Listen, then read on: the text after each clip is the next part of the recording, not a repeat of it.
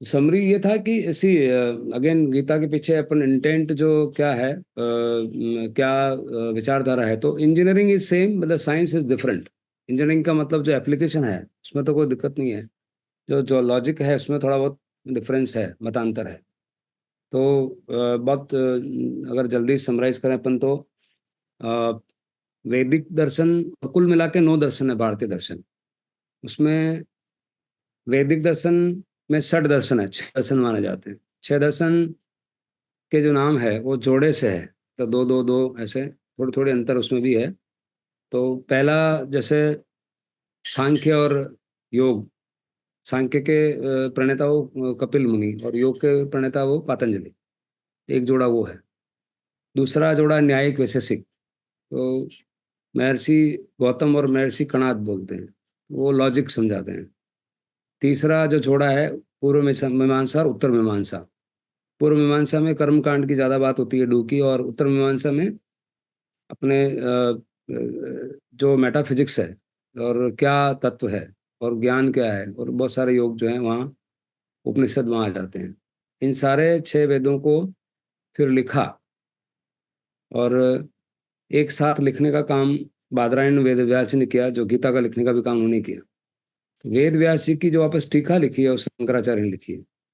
अब जो वेद व्यास जी ने जो लिखा है उसको वेदांत सूत्र भी बोला जाता है। वेदांत क्योंकि ये सारे उपनिषदों का संकलन है, एक साथ इकट्ठा कंपाइल किया उन्होंने, और उनकी टीका वापस शंकराचार्य ने लिखी। तो ये थोड़ा एक पीछे बेसिक। अब जब वो वापस गीता में बोल रहे हैं तो वही वापस भगवान इस तरह से बता रहे हैं, और सारे योग जो अगर देखें उनको बहुत समरीली, सांख्य योग का मतलब ज्ञान योग, ज्ञान योग का मतलब एक प्रकृति और पुरुष अलग है, उसका मत यह है। तो यहाँ वेद विज्ञान हो गया। अब वेद विज्ञान बताया तो साइंस कहीं ना कहीं मैच करेगी। अगर जैन दर्शन से देखेंगे तो वेद विज्ञान तो वो होता ही है।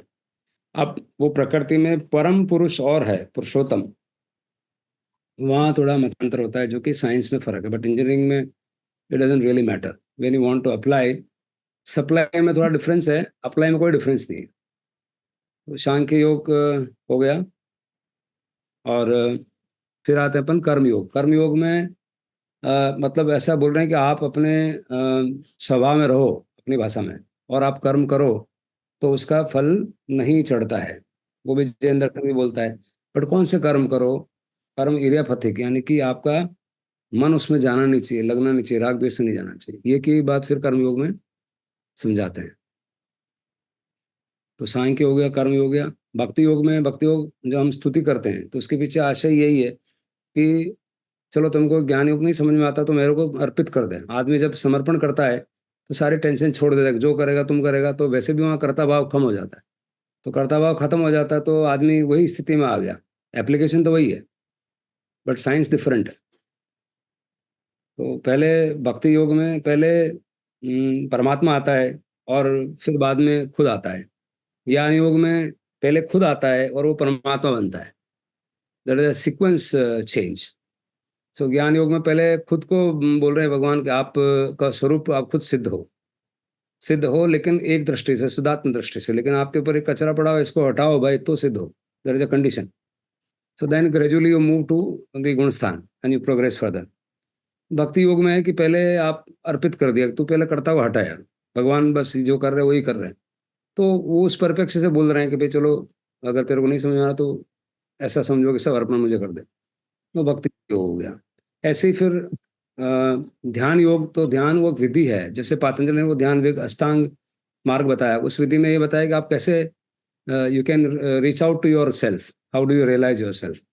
तो यम नियम, आसन प्राणायाम प्रत्याहार ध्यान, धारणा ध्यान समाधि। तो ये समाधि में जाने का तो वही यम नियम जो अपन बोले, तो व्रत अनुव्रत हो गए, और वैसे ही gradually you reach to your own level. तो that is the similarity.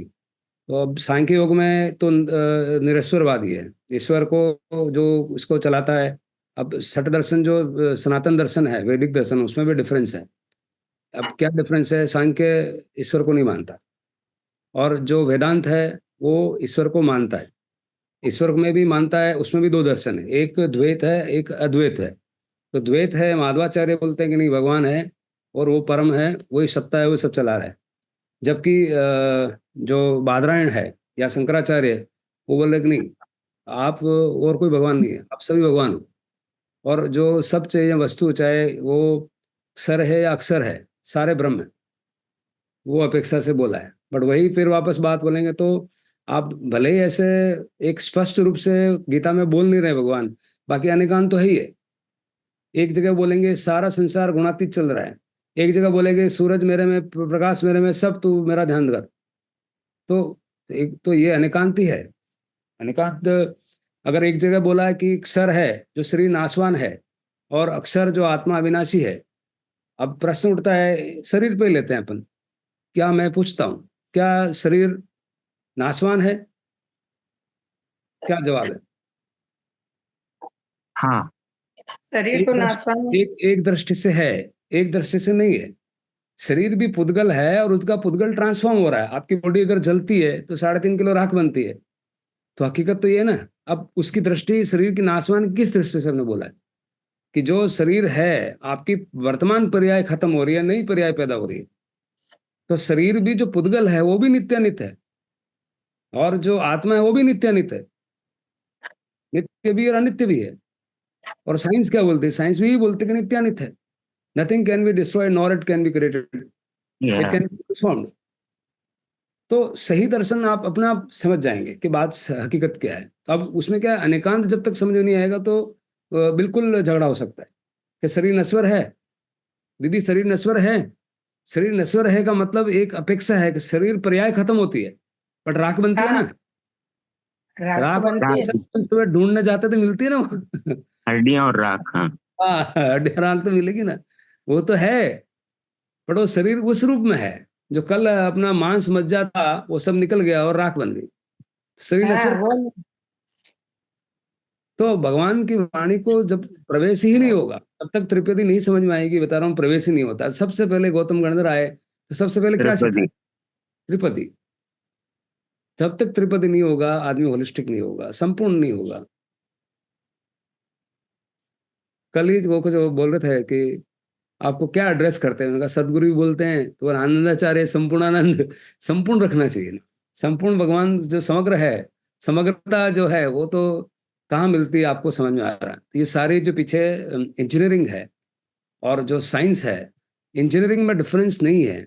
But science जो है, there is a bit of difference, and that difference is at a such a level which doesn't really affect your application part. ऐसा ऐसा इसका सार है पूरा गीता का। पूरी गीता का जो सार है, अगर अगर मैं पूछूं, और तो आपको ये सब पता होना चाहिए, फिर हम ध्यान करेंगे। और आज हम यही विश्राम करेंगे, क्योंकि आजकल इतने काफी मुझे बाहर निकलना भी है। तो क्या क्या मैं पूछूं कि जो सांख्य योग है, सांख्य योग मतलब ज्ञान योग, और जो भक्ति योग है, कर्म योग है, ध्यान योग है, विभूति योग है, और ये सारे योग बोले हैं, इन सब के पीछे जो साइंस है, वो साइंस में मतलब थोड़ा बहुत बदलाव हो सकता है, बट इंजीनियरिंग में कोई भी डिफरेंस नहीं है। तो अगर इस समझ के साथ अगर गीता पढ़ेंगे तो आत्मसात हो जाएगी। और चाहे आप कोई भी दर्शन पढ़ेंगे, तो अब उसमें, अब दर्शनों में भी मत तो है। अब सनातन दर्शन जो है, सनातन शब्द कहाँ से निकला? सनातन का मतलब शाश्वत। शाश्वत क्या है? शाश्वत अविनाशी है, ये शाश्वत है। अब उस शाश्वत में एक साइंस से बोल रहे कि नहीं, एक और इससे भी ऊपर है जो पुरुषोत्तम है, सबकी उत्तम वो पुरुषोत्तम है, वही सब चलाता है। बोला वो पुरुषोत्तम है, लेकिन अब वहां थोड़ा सा मतांतर हो जाता है। चलाता का जब बात आती है तो फिर चलाने की बात आती है, भगवान वही बोल रहे हैं कि गुणों गुणों से चलता है, प्रकृति से चलता है। रजो तमो और सात्विक यही गुण चलाते हैं। जब वो हावी होते हैं, जैसा हावी होता है वैसा परिणाम होता है। तो वही बात बोल रहे हैं, जब वो चलाते हैं तो फिर गुण क्यों आए? मतलब इंटेंट समझने की बात है, तो बात समझ में आ जाए कि हाँ ये गुण होता है। तो लास्ट में एप्लीकेशन की अगर बात करेंगे तो there is no difference, I would say little difference, which really doesn't matter. ये समरी है, ध्यान करेंगे। तो प्रश्न है। एक सेकंड के लिए, ये जो हाँ चक्र होते हैं ना, सातवां चक्र, ये जो अपने अपना जितना भी जैन फिलोसफी में इन चक्रास की कोई वो नहीं है, या अपने नहीं है। विवेचन में कहीं नहीं आया है। मतलब पहला चक्र, मूल चक्र, ये वो, हाँ, मूलाधार से ऊपर जो सहस्त्रार्थ तक चक्र जो है यदि पूरा। ये चीजें एग्जिस्ट ही नहीं करती है तो फिर कैसे वो मतलब उसको उसका अस्तित्व कैसे है? उसका समझ ये है कि बॉडी में क्या जैसे जैसे आत्म प्रदेश है, उस आत्म प्रदेश का क्या बोलना चाहिए, एक जगह ज्यादा संगठन है, तो those areas where these glands are there, they are doing some particular function which are not by done by all other cells. So उसमें वहां ध्यान दे रहो, ध्यान ले जाने का एक मार्ग है। तो एक लास्ट में तो आप जब तक एंड पॉइंट क्या है, एंड पॉइंट है ज्ञाता दृष्टा। अब सेम अगर मैं बुद्धिज्म की फिलोसफी की बात करूं यही, तो बुद्धिज्म में क्या बोला कि आप पर्याय मुख्य है बस, और आत्मा तो है ही नहीं, पर्याय बदल रहा वही सत्य है। और जब जो वेदांत में बोल रहे हैं तो बोला ब्रह्म सत्य है, पर्याय कुछ होती नहीं है, सारी अविद्या से आपको पता चलता है कि ये जो आदमी बदल रहा है वो अविद्या है। बाकी जो मूल में तो मात्र क्या था, आप सब सभी सभी आप भगवान ही हो, सब भगवान की घोषणा करते, सब भगवान ही हो, अद्वैत, तुम्हारे अलावा कोई नहीं, तुम ही हो। अब तुम ही हो में आदमी जो झगड़ा कर रहा है, कोई आदमी पापी है और कोई आदमी पुण्यात्मा है, वो सब कैसे सेम हो गए? तो वहाँ कर्म सिद्धांत आता है। और वहां भी कर्म सिद्धांत में तो गुणातीत की तो बात कर रहे हैं ना, कि हाँ रजो सात्विक तमोगुण भगवान बोल रहे हैं। तो वो क्या मतलब एक एक साथ संगठित नहीं हो पा रहा, बात तो टुकड़ों में सब दिख रही है। तो उसको अगर एक्सप्लेनेशन करेंगे तो कोई ऐसी दिक्कत नहीं है, मुझे तो कोई इसमें ज्यादा, बहुत साइंस में थोड़ा सा डिफरेंस लगता है, बट इंजीनियरिंग में it is all the same. पर आपका सवाल था चक्रों में यही है कि आप ये सारे क्या जो ये सारी जो ध्यान विधियां हैं, जैसे 112 विधि बताई, हाँ 112 विधि बताई विज्ञान भैरव तंत्र में, और वो विधि बताई शिव पार्वती को बता रहे हैं कि कैसे आप अपने शिव रूप में जा सकते हो। जो अगत्य है, जो गति नहीं करता, वो शिव है, और जो गति करवाता वो पार्वती है, जगदम्बा है वो। अब जगदम्बा करेंगे तो अपनी भाषा में क्या होगा, कार्बन शरीर है, कार्बन शरीर में उस जगदम्बा का इशारा पुण्य की तरफ है, कि आप पुण्यात्मा अगर बन जाओगे तो वो जगत की जितनी जगत चलाती है वो अम्बा, पुण्य से चलाओ ना, पाप से मत चलाओ। और पापी आएगा तो पुण्य खत्म कर डालेगा, ऐसी शक्ति है, देवी शक्ति है। तो वो भगवती है, वो भी भगवती का नजदीक है ना, पुण्य और शून्य में कोई ज्यादा दूरी थोड़ा है, समझ आनी चाहिए बस। तो शिव और पार्वती में शिव बोल रहे हैं, कैसे पार्वती शिव में बन सकती है, 112 विधि बता रहे हैं। अब विधि जब बताते, विधि करने का जो बात है वो अलग अलग तरीके हो सकते हैं, but end point is Shiv. नावें अलग हो सकती है, किनारा एक है। तो अब वो कोई चक्र से ले जा रहा है, कोई कुंडली से ले जा रहा है, कोई कोई श्वास पे ध्यान दो, उस पे ध्यान दे रहा है, कोई अपने इस पे ध्यान दो, कोई आवाज पे ध्यान दो, मतलब अलग अलग, कोई त्राटक है उसको ध्यान दो, सांस के एक सांस और दो सांस के बीच में जो रिक्त स्थान है उस पर ध्यान दो, वो तुम हो। इशारा कर रहे हैं कि तुम अपने आप को पकड़ो भाई, किधर से भी पकड़ो। लास्ट क्या है, लास्ट तो केवल ज्ञान मात्र ज्ञाता दृष्टा, यही है अंतिम। अगर ये नहीं आया तो बाकी सारा छूट जाएगा। और अनेकांत नहीं आया, अनेकांत और मात्र ज्ञाता दृष्टा, दो शब्द अगर नहीं आए, दो ये चीज, शब्द से फिर सत्य पकड़ में आता है। तो शब्द भी जरूरी है, शब्द मतलब श्रुत ज्ञान, और सत्य मतलब अनुभव। तो ये सारा मुझे तो मतलब होलिस्टिकली अगर देखेंगे ना तो कोई विरोधाभास नहीं लगता है। बट बात ये है कि ये अगर जो पहली बार ऐसे पढ़ेगा तो there is a huge chance of getting disturb. कि एक तरफ बोल रहा है कि मेरे में सूरज है, तो बच्चे भी पूछ लेगा भाई सूरज आपके अंदर कैसे आ गया? अर्जुन ने तो पूछ ही लिया कि आप कैसे बोल रहे हो सूरज में, सूरज तो पहले हो गया आप तो भी आए। तो भगवान ने धीरे से समझाया कि भाई मैं तो था पहले से, मैं कहीं गया नहीं, तू भी कभी गया नहीं। फिर उसके बाद समझ में आई। तो 1 मिनट में आदमी तो एकदम ऐसा लगेगा ना कि क्या आप ऐसा बोल रहे हो, उनको बात पकड़ में नहीं आती। पकड़ में जब गुरु सदगुरु हो, आगे नहीं समझ में आता। ध्यान करेंगे, हाँ आंखें मन।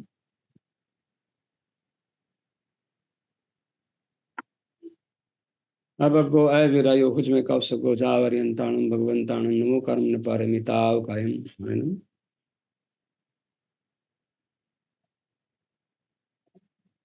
काया स्थिर, परिधि स्थिर, फिर त्रिजा स्थिर, फिर केंद्र में आ जाए। ये 3 चरण, ठाणनम मोणनम जाननम।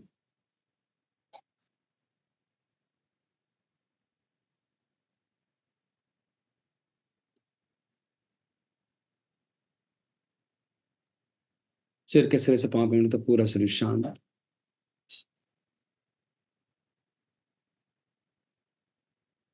चेहरा शांत, कंधे ढीले, हाथ ढीले, पेट ढीला, गंजा, जंगा ढीली, पीढ़ियां ढीली, पांव ढीले।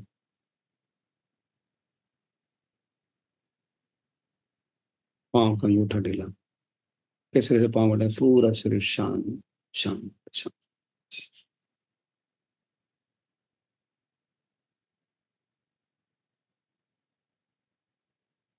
प्रत्येक आत्म प्रदेश, रोम रोम में शांति अनुभव करें, गहरी गहरी गहरी शांति। अनंत काल से हमारा इस शांत स्वरूप का परिचय नहीं हुआ, शांति में जीने को मिला।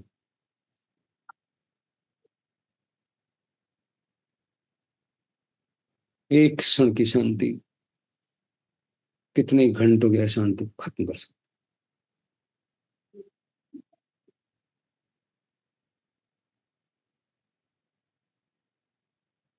ये कोई कथन नहीं है, सत्य अनुभव में आता।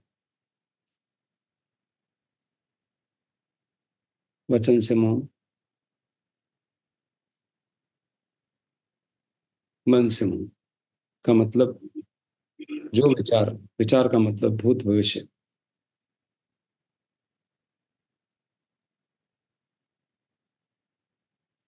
कम से कम 5 मिनट 2 मिनट उसमें रहें दिन में, फिर अभ्यास करें। वर्तमान में, स्वभाव में मात्र ज्ञात दृष्टा अगले 2 मिनट में बने रहे।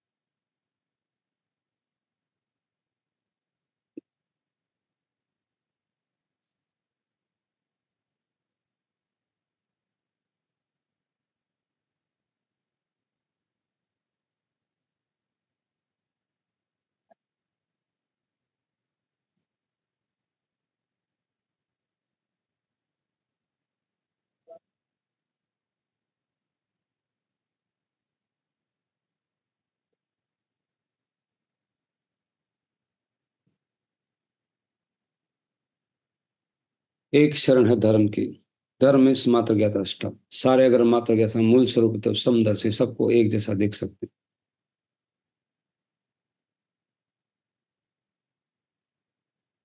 सब वे मिति में भूये सो, सब मेरे मित्र हैं।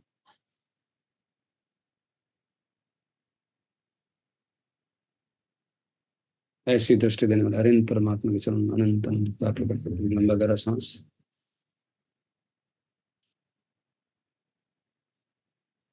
समस्त आचार्य उपाध्यायों साधुओं और जिन शासन तीर्थों, श्रावक श्राविका, साधु साध्वी, सबके चरणों में अनंत अनंत उपकार प्रकट करते हुए लंबा गहरा सांस।